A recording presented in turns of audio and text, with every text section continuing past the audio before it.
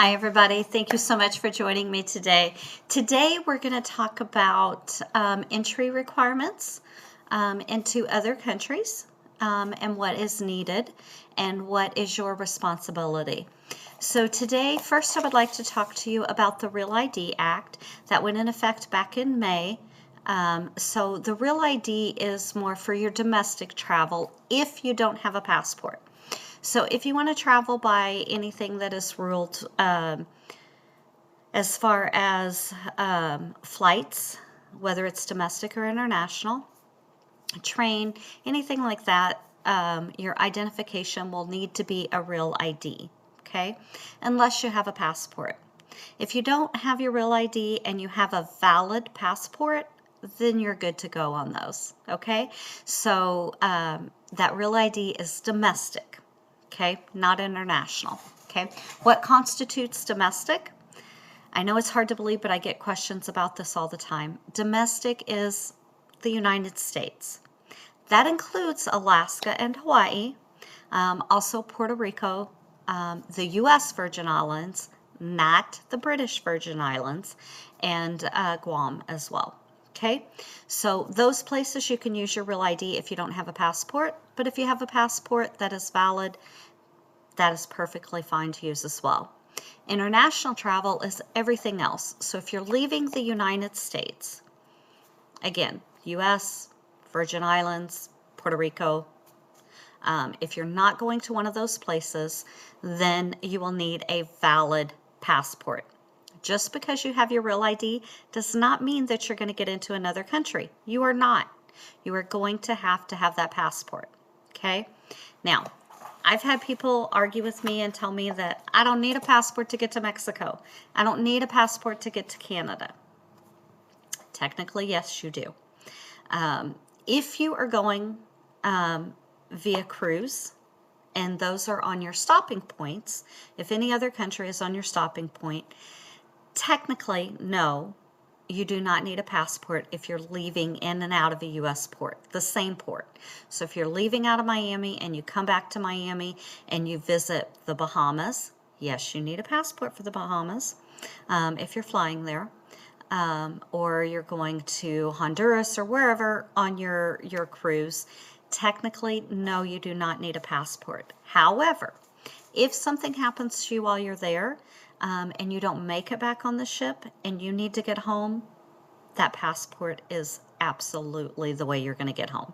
So I always recommend, even if it is a cruise, if you're picking up other countries, that you do go ahead and secure that passport and take that with you. Okay? Now, I also get questions about, well, I've got a passport book. Isn't that going to work? No. It'll work on your cruises. It'll work on your rail. It'll work when you're crossing the border by vehicle or by walking across a border that is connected to the U.S. That is Canada and Mexico. Okay? But you have to be driving across it or walking across it for your passport book to be valid, okay? Or you can use it on that cruise as well, okay? Otherwise, you will need a valid passport. So, for instance, on our Alaska cruise, yes, we're cruising Alaska. However, we are flying into Vancouver, which is Canada. We are flying there. Therefore, you will need a valid passport for that, okay? Now, on that note, Canada is very, very, very strict about who they allow to cross their borders, okay? So, if you've had any felonies, any drug charges, any DWIs or DUIs, or any suspended sentence for an investigation, okay? That might be considered a felony. And Canada considers a lot of things felonies that we would not. Okay? So even with those suspended sentences, Canada can deny you entry into their country. Okay?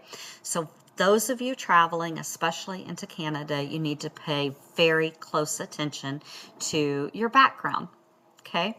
Things come up in our past, things that we think may have happened 20 or 30 years ago that shouldn't be valid anymore. It doesn't matter. Canada's going to look. Okay. Um, I have people debate that fact with me all the time. The thing is, it's my job to let you know what you need to do, what you can have, and what you can't have. So my job is to let you know that Canada can and will deny you entry for DWIs, DUIs, any felonies or drug charges, or any of those suspended sentences. Okay? So no getting in if you have that. Okay? My job is to let you know that. Your job is to take note of that and follow the rules. Okay? Another thing, other countries also require visas. Not all of them do, but some do require visas. So we always try to remind you that, hey, you're going to need a visa for this country, right? Other countries you may not. Okay? My job is to let you know. We will also, on all of our emails to you, there'll be a link that you can check. It's called Sherpa. You can check to see if you need a visa or you need a passport, or even how long your passport has to be valid for from the date of your return trip. So say you're traveling somewhere and you're coming back on January 19th. You can check Sherpa and see, you may have a valid passport for the time of your travel and through your stay, but you also need to check and see how long that passport has to be valid, right? Some countries, it doesn't matter. Like Jamaica, as long as it's valid for the time you're coming home, you're good to go. Other countries require at least to be valid 3 months past your return date, some even as much as 6 months past your return date. Okay? So again, your job to check those things. We also put it on all of our communications with you so that you can check that. Okay? So keep that in mind. Okay? It's not always as simple as what people think. I do have people that tell me constantly that I don't need a passport for this, or I don't need a passport for that. Well, you do. And that's why you're coming to me, because that's my job, is to know these things. So when I tell you that you need those things, I'm going to guarantee that 99.9% of the time you're going to need them. So it's your job to follow through on that. Okay? So everybody have safe travels.